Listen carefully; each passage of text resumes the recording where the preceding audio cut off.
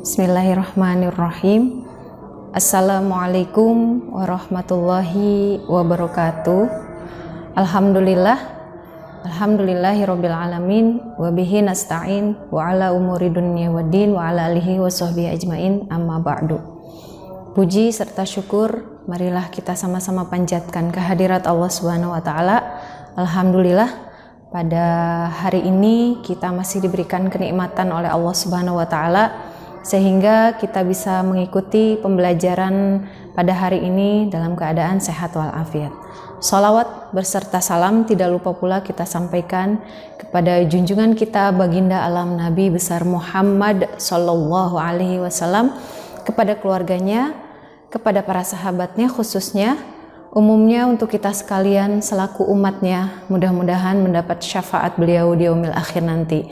Amin amin ya Allah ya Rabbal alamin.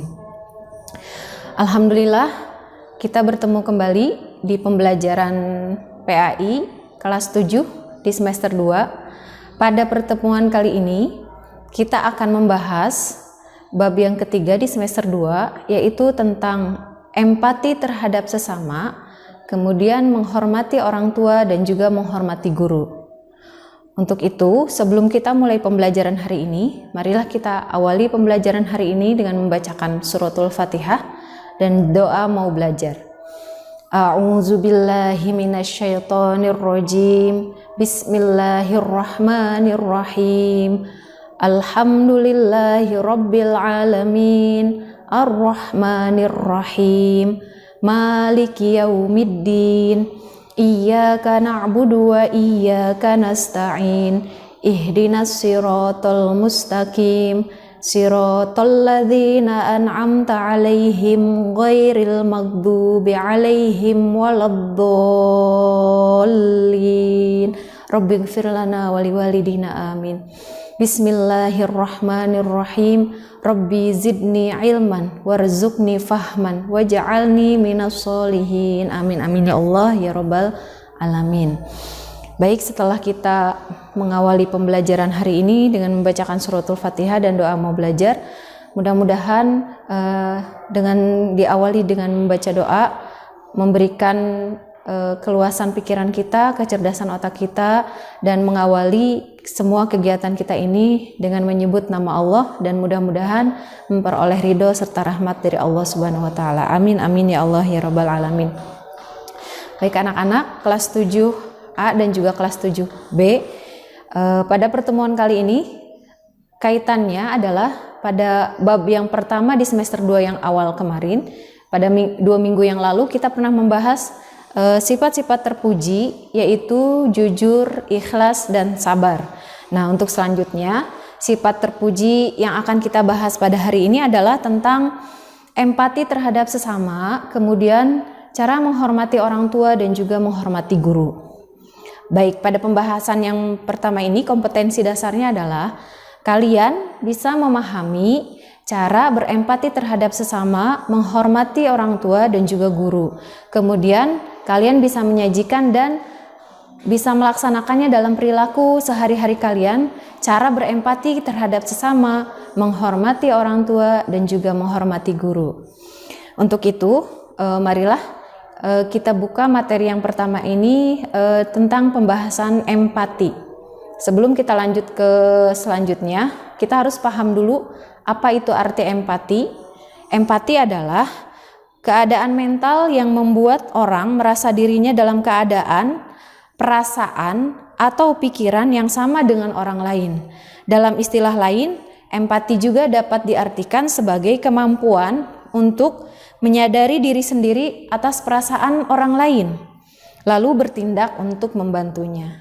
Jadi, seperti kepedulian sosial kepada orang lain, atau seperti kita melihat kondisi sekarang, misalkan ada saudara kita, keluarga kita, atau tetangga kita yang sedang dalam kesusahan, kita menumbuhkan rasa empati dalam diri kita. Apabila kita memiliki kelebihan, baik itu harta ataupun benda, dan kita bisa membantunya, maka bantulah orang-orang yang ada di sekitar kita.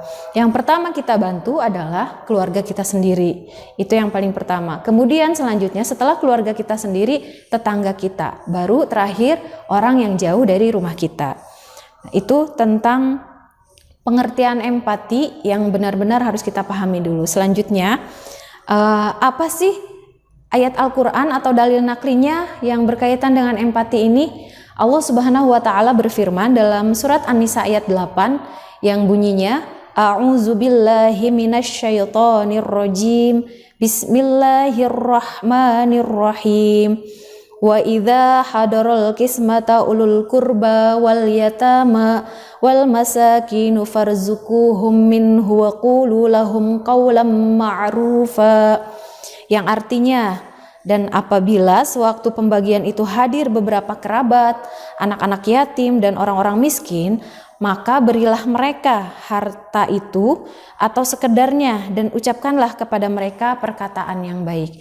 Jadi itu adalah penguatan dalil nakli yang telah Allah jelaskan di dalam surat An-Nisa ayat 8, bahwa memang sifat empati ini harus ditumbuhkan dalam jiwa kita, dalam diri kita, terutama dalam kondisi bangsa kita yang sekarang ini. Itu sangat dibutuhkan. Jadi kita tidak boleh mempunyai sifat acuh tak acuh atau apatis, masa bodoh terhadap kejadian yang ada di sekitar kita. Itu bukan mencerminkan yang telah diajarkan oleh Rasulullah SAW yang memberikan contoh yang luar biasa kepada kita. Salah satunya adalah sifat empati ini. Kemudian, bagaimana sih Bu cara menimbulkan rasa empati dalam diri kita? Karena kadang-kadang kita tidak tahu nih harus mulai dari mana untuk menumbuhkan rasa empati tersebut. Nah, anak-anak ibu yang ibu banggakan, untuk menumbuhkan rasa empati dalam diri kita, ada 3 cara yang bisa kita lakukan. Yang pertama, kita bisa merasakan apa yang dirasakan oleh orang lain. Jadi kita rasakan dulu, seandainya saya ada di posisi orang tersebut, bagaimana ya? Seandainya saya mengalami kejadian tersebut, bagaimana ya? Nah, itu kita timbulkan dulu dalam diri kita perasaan tersebut. Kemudian yang kedua, menempatkan diri kita dalam kondisi orang tersebut. Misalkan terkena bencana banjir, kita bayangkan seandainya yang tenggelam itu adalah rumah kita, seandainya yang hilang harta bendanya itu adalah harta kita, seandainya ada keluarga yang meninggal itu adalah keluarga kita. Nah, itu ditimbulkan dalam diri kita. Yang ketiga, kita harus peka dan punya rasa kepada orang lain yang ada di sekitar kita, yang dekat rumah ataupun jauh dari rumah kita. Rasa itu kita timbulkan dalam diri kita. Setelah kita bisa merasakan 3 hal itu, insya Allah akan rasa empati dalam diri kita. Seandainya kita bisa memberikan bantuan berupa harta atau benda, maka lakukanlah. Seandainya tidak bisa memberikan harta atau benda, kita mengangkat kedua tangan kita berdoa, membantu mendoakan mereka. Ya Allah, mudah-mudahan dikuatkan hatinya, diberikan kesabaran, dan mudah-mudahan cobaan ini segera berlalu. Jadi terakhir itu adalah apabila memang kita dalam kondisi tidak bisa membantu sama sekali. Tapi ibu yakin ketika kalian melakukan kebaikan, itu sudah menimbulkan rasa empati dalam diri kita, seperti kita membantu tetangga kita yang sedang terkena musibah, atau misalkan ada kegiatan kerja bakti di lingkungan sekitar kita, orang tua kita, kemudian kita sendiri pun ikut membantu, itu sudah menimbulkan rasa empati. Atau misalkan ada saudara kita atau tetangga kita yang terkena musibah, ada keluarganya yang meninggal, kita membantu, itu juga sudah menimbulkan rasa empati di dalam diri kita. Jadi rasa empati ini memang harus kita wujudkan, tidak hanya dalam kondisi kita dalam keadaan senang, dalam keadaan susah pun kita harus memberikan bantuan kepada orang lain walaupun itu hanya berupa doa gitu. Jadi bentuk bantuan itu hanya tidak berbentuk harta, benda, materi, tapi dengan doa pun itu adalah bentuk bantuan yang kita bisa berikan. Yang terakhir apabila kita tidak memiliki apa-apa. Selanjutnya, wujud dari perilaku empati tersebut. Setelah tadi kita bisa menimbulkan rasa empati di dalam diri kita, bisa kita wujudkan dalam perilaku kehidupan kita sehari-hari, diantaranya peka terhadap perasaan orang lain. Jadi seperti tadi yang sudah Ibu sampaikan, jangan memiliki sifat acuh tak acuh gitu. Jadi kita harus peka. Kalau ada nenek-nenek mau menyeberang jalan, kita harus peka, harus memberikan pertolongan kepada nenek tersebut, membantu menyeberangkan jalan. Ketika kita sedang berjalan di jalan raya atau di jalan komplek rumah, tiba-tiba ada anak kecil jatuh, kita harus menimbulkan rasa empati dengan membantu anak tersebut bangun. Nah, hal-hal seperti itu bisa kita wujudkan ya. Kemudian yang kedua, membayangkan seperti yang tadi menimbulkan rasa empati dalam diri kita, kita juga bisa membayangkan bagaimana ya kalau saya jadi dia, terkena musibah banjir atau terkena COVID-19 gitu. Jadi kita menimbulkan dalam diri kita perasaan-perasaan tersebut supaya sifat positif dalam diri kita untuk menolong orang lain itu bisa kita bangkitkan dalam diri kita dengan tidak memiliki sifat acuh tak acuh. Kemudian yang selanjutnya, berlatih untuk berkorban atas apa yang kita miliki sendiri. Jadi membantu orang lain itu jangan setengah-setengah, berikanlah bantuan yang terbaik yang kita miliki.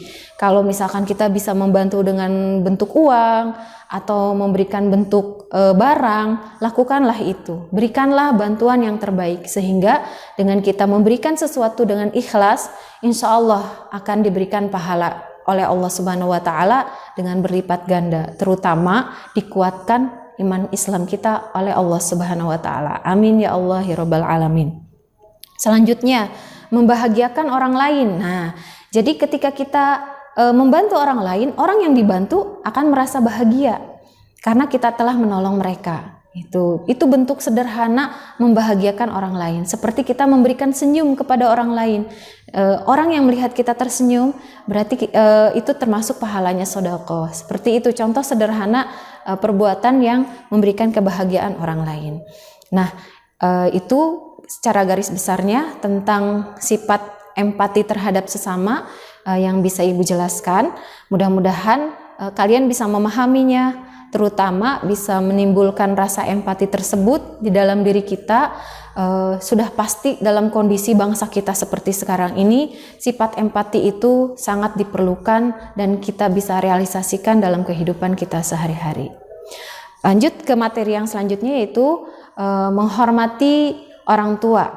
Nah, ini pasti semuanya punya ya orang tua, siapapun pasti punya orang tua.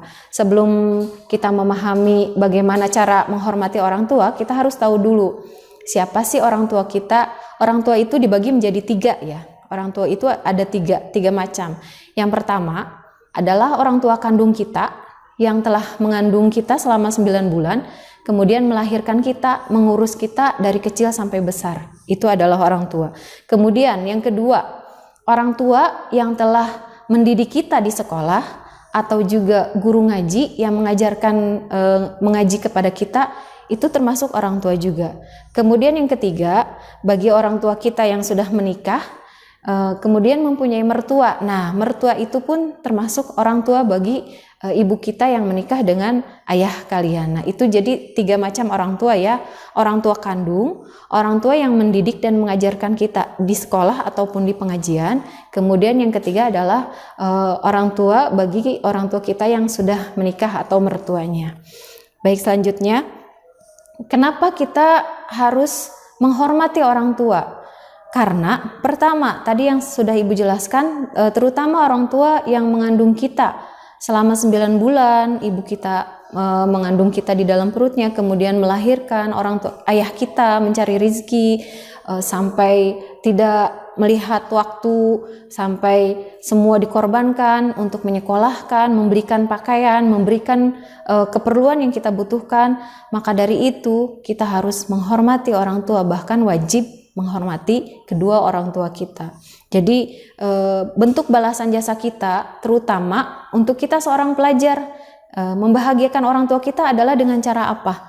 Dengan cara belajar dengan sungguh-sungguh, memberikan prestasi yang terbaik. Karena memang menuntut ilmu juga kewajiban ya untuk kita. Dengan kita belajar sungguh-sungguh, alangkah bangganya orang tua kita, sangat bahagianya orang tua kita. Jadi salah satu bentuk cara kita membahagiakan orang tua kita adalah seperti itu. Kemudian Kenapa kita harus menghormati orang tua? Karena salah satunya adalah orang tua kita, terutama ibu kita, telah menyusui kita dari pertama kita dilahirkan sampai usia 2 tahun. Gitu. Air susu yang disusukan itu tidak bisa terbalaskan oleh apapun. Jadi berbuat baiklah kepada kedua orang tua. Selanjutnya, tadi setelah orang tua kita, ibu mengandung, menyusui, ayah kita mencari rizki sampai tidak mengingat waktu. Selanjutnya adalah memberikan kasih sayang tanpa henti. Sampai usia tua pun orang tua kita akan memberikan kasih sayang tidak henti-hentinya kepada putra-putrinya. Jadi itulah mengapa kita wajib untuk menghormati kedua orang tua kita yang telah melahirkan, yang telah membiayai dan telah merawat kita dari kecil sampai kita dewasa. Mudah-mudahan kita doakan kedua orang tua kita selalu dalam keadaan sehat walafiat, kemudian segala urusannya dimudahkan oleh Allah, dan kita berdoa mudah-mudahan dijadikan kita selalu jadi anak yang soleh dan selalu jadi kebanggaan orang tuanya, bisa membahagiakan orang tua kita walaupun dengan bentuk belajar yang sungguh-sungguh dan sangat rajin ya. Mudah-mudahan bisa merealisasikannya. Kemudian ayat Al-Quran yang berkaitan dengan bagaimana cara kita menghormati orang tua atau orang tua kandung kita, yaitu seperti dijelaskan oleh Allah dalam surat Al-Isra ayat 23 yang bunyinya, A'udzubillahi minasyaitonirrajim, Bismillahirrahmanirrahim. Wa qada rabbuka alla ta'budu illa iyyahu wa bil walidaini ihsana imma yablughanna 'indal kibara ahaduhuma aw kilahuma fala taqul lahumā uffin wa la tanharhuma wa qul lahumā qawlan karīmā.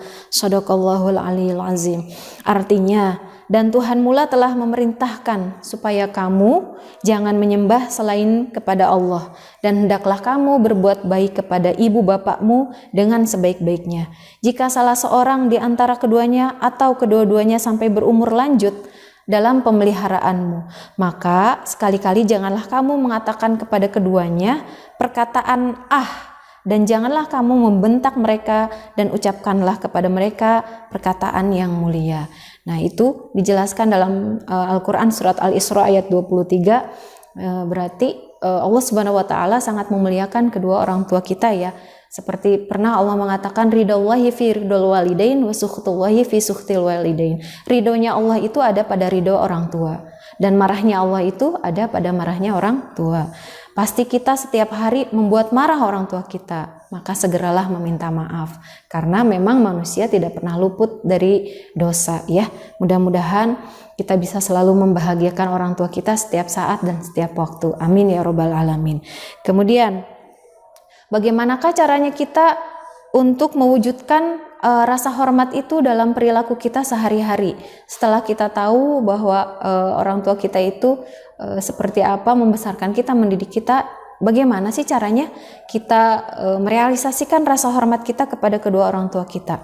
Baik anak-anak, tolong diperhatikan ya. Yang pertama, ketika orang tua kita masih hidup, maka perlakukanlah kedua orang tua kita itu dengan baik, dengan sopan, dengan rasa hormat. Kita usahakan ya, walaupun memang kita sering melakukan kesalahan, langsung meminta maaf. Insya Allah orang tua kita pasti memaafkan. Kemudian yang kedua, membantu pekerjaannya semampu yang kita bisa, sesuai dengan kemampuan kita. Kemudian yang ketiga, mengikuti nasihatnya. Jadi setiap orang tua kita memberikan nasihat, apalagi nasihat yang baik, pengalaman hidup, laksanakan dengan sebaik-baiknya. Karena pengalaman orang tua lebih dulu daripada kita. Doanya itu lebih mujarab dari apapun ya. Kemudian yang keempat, membahagiakan keduanya. Seperti tadi sudah Ibu sampaikan, bagaimana kita sebagai seorang pelajar membahagiakan kedua orang tua kita dengan belajar sungguh-sungguh, dengan tidak khianat terhadap apa yang telah diberikan kepercayaan kepada kita, kemudian dengan menyampaikan kejujuran apabila kita melakukan kesalahan kepada kedua orang tua kita. Selanjutnya, yang kedua, apabila orang tua kita sudah meninggal dunia, apa yang harus kita lakukan? Jika keduanya muslim, maka kita mendoakan setiap kita selesai sholat.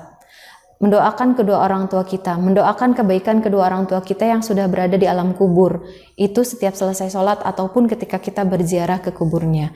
Kemudian yang kedua, melaksanakan wasiatnya. Apabila ada orang tua kita memiliki wasiat, laksanakan wasiat tersebut dengan sebaik-baiknya. Yang ketiga, menyambung dan melanjutkan silaturahmi yang sudah dilakukan oleh kedua orang tua kita. Apabila orang tua kita mempunyai saudara jauh ataupun punya silaturahmi dengan hal-hal yang positif, kita lanjutkan semua kegiatan yang sudah dilakukan oleh orang tua kita. Yang terakhir, kita menjaga nama baik mereka dengan tidak melakukan hal-hal yang tidak disukai atau yang dilarang oleh agama. Dengan menjaga nama baik orang tua kita berarti termasuk salah satu bentuk rasa hormat kita kepada kedua orang tua kita.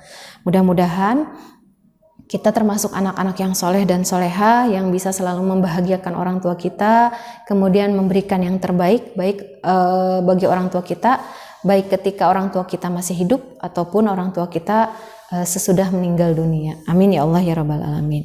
Kemudian yang terakhir, bagaimana sih cara kita menghormati guru kita? Nah, salah satu orang tua kita ya, baik itu di sekolah ataupun guru ngaji, bagaimana cara kita merealisasikan rasa hormat kita kepada guru kita? Baik, kita tahu dulu kenapa kita harus hormat kepada guru, karena Allah Subhanahu wa taala pun pernah menyampaikan di dalam Al-Qur'an surat Al-Mujadalah ayat 11 yang bunyinya Bismillahirrahmanirrahim, yarfa'illahu alladhina amanu minkum walladhina utul ilma darajah. Allah akan meninggikan derajat orang-orang yang beriman di antara kamu dan orang-orang yang berilmu pengetahuan beberapa derajat. Nah, guru yang ada di sekolah maupun guru ngaji kita adalah orang-orang yang telah memberikan ilmunya kepada kita. Jadi ilmunya melebihi dari kita harus menghormati beliau-beliau ini. Dengan cara apa, Bu? Cara menghormati kita bagaimana merealisasikannya menghormati guru kita? Yang pertama, apabila kita bertemu dengan guru dimanapun, ucapkanlah salam. Gitu. Sopan atau tata cara kita bertemu guru dimanapun guru kita temui, ucapkanlah salam. Yang kedua, ketika guru sedang berbicara, tolong didengarkan dengan sebaik-baiknya. Penjelasan guru baik di kelas ataupun guru ngaji kita dengarkan dengan sungguh-sungguh. Yang ketiga, harus sopan dan juga menghargai guru yang telah memberikan ilmu kepada kita. Yang keempat, melaksanakan nasihatnya. Jadi ketika guru memberikan nasihat, guru ngaji kita memberikan nasihat, laksanakan nasihat tersebut dengan sebaik-baiknya. Yang terakhir, melaksanakan tugas pembelajaran yang diberikan oleh guru kita dengan hati ikhlas. Jadi jangan karena terpaksa, jangan karena ada tekanan, apalagi ada rasa malas di dalam diri kita, jangan sampai seperti itu. Jadi laksanakanlah setiap tugas dari guru kita dengan rasa ikhlas, gitu ya. Jadi mudah-mudahan dengan kondisi kita yang belajar secara daring ini tidak menyurutkan semangat kita dengan melaksanakan segala tugas yang diberikan guru dengan tersenyum, dengan bahagia. Kemudian kita membuatkan program pembelajaran kita, jadwalnya seperti apa. Insya Allah kalau kita disiplin waktu dan melaksanakan segala sesuatunya dengan tulus ikhlas, kita akan terasa ringan dan tidak menjadi beban. Terutama laksanakanlah apapun itu dengan tanggung jawab. Mudah-mudahan dengan materi empati terhadap sesama, kemudian cara kita menghormati orang tua, cara kita menghormati guru, bisa menimbulkan di dalam diri kita untuk lebih bersemangat lagi belajar, dan juga bersemangat lagi untuk peduli atau peka terhadap lingkungan sekitar kita. Terutama dengan kita menjadi anak yang soleh dan soleha, dengan belajar yang bersungguh-sungguh, mudah-mudahan kita bisa memberikan kebahagiaan kepada kedua orang tua kita.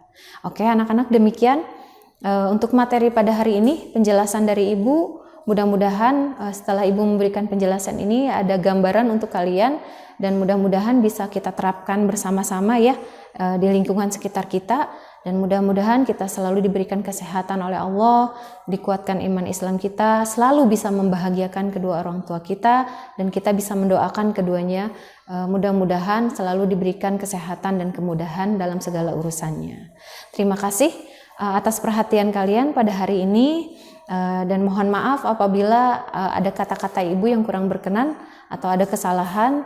Mudah-mudahan ada manfaatnya Sekian dari Ibu, wabillahi taufiq wal hidayah. Wassalamualaikum warahmatullahi wabarakatuh.